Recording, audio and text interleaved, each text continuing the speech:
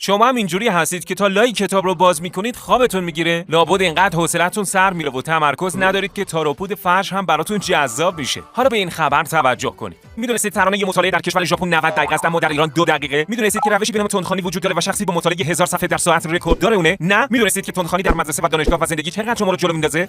میدونستید در همین چند ثانیه شما 7 مطلب مهم یاد گرفتین؟ تندخوانی هم همینه. دریافت اطلاعات بیشتر در زمان کمتر. حالا چطوری تندخوان بشیم؟ با یه دوره معتبر و کاربردی که آزمون خودشو پس داده باشه. یه دوره مثل دوره تندخوانی کتابدانه. توی این دوره 10 ساعته بیش از 70 تا تکنیک مثل تقویت حافظه، کنترل حواس پرتی، به خاطر سپاری فرمول‌ها و کلی تکنیک دیگه آموزش داده میشه. 2 اپلیکیشن قدرتمند آموزشی و تمرینی در اختیار شما قرار میگیره و پشتیبانی مادام العمر داره. ضمانت بازگشت کل وجه در صورت عدم رضایت، 50 کتاب رایگان و 2 نرم افزار تکنیکی حفظ لغات انگلیسی از مزایای دیگه این دوره هستن. گوشی موبایلتون کجاست؟